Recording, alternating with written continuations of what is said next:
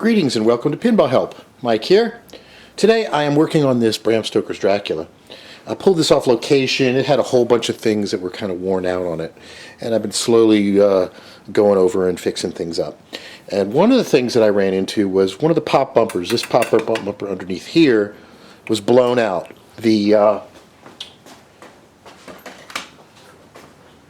is what happened to it. The metal thing that goes down actually literally broke off. You can see there, just the threading broke off and the pressure from it. And so getting to this was a real pain in the butt because obviously there's all this stuff in front of it. So I'm going to go over what I did to remove this because it seems kind of intimidating. Sometimes you look at these assemblies and you're like, how can I get underneath there? And this is one of these things that's definitely quite tricky. And I'm not going to take the whole thing apart, but I will show you a few of the areas of the process. I actually did take it apart and put it back together, and I did it on time lapse, so I'll show the time lapse as well. But in order to be able to get and service this pop bumper down here, see it's loose because I haven't completely hooked it up yet on the bottom side. I just did the top. So what you first do is you unscrew this screw right over here. Let me zoom in a little bit. And I'll show you how you take this apart. There's also some LEDs in here that you can service, or lights. There's two lights right here. So you undo this, one screw here, and then the top of the little tombstone comes up, and you've got these lights right here. And in order to be able to, so the next thing you have to do is there's two screws right down here you have to get to. The problem is the lights are in the way, so you actually have to remove these lights, and then this part will swivel out of the way, and you can get a screwdriver down there to remove these two screws. Once you do that, this back assembly will come off, and then you can access these two standoffs down there. You only have to unscrew the one on the left, and it's attached to the bottom. The one on the right is not attached to anything, at least not on my game. So what else is holding this thing on? There's another screw that's attached underneath here, but in order to get to it, you've got to remove the top part. So to remove the top part, you unscrew these screws right here, and then this will come off to it. Ooh, don't like that. Don't want little screws dancing across the playfield. Okay, this is attached to this part, so I have to unscrew the top part to even show it to you. And I don't know if I want to take it completely apart.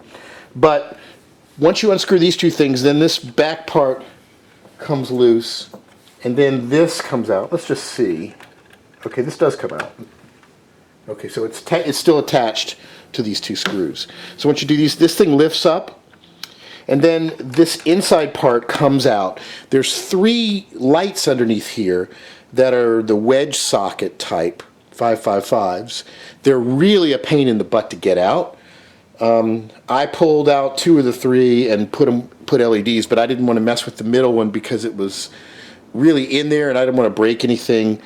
Sometimes those light sockets that are mounted to circuit boards can be a real pain if you're not careful pulling them out.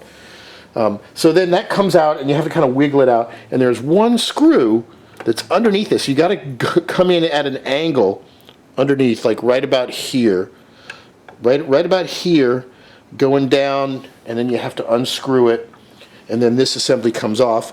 You loosen this nut right here, and this comes loose and can slide back, and then this comes out.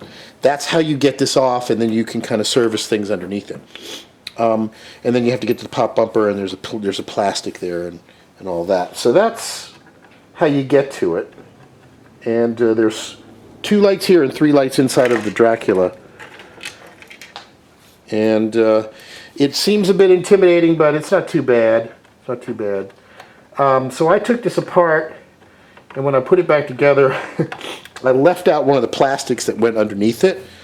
And then I was going to take it back apart and put the plastic back on, but I actually like it without this bottom plastic because it doesn't obscure the pop bumper light, and you can see a little bit better what's going on in here.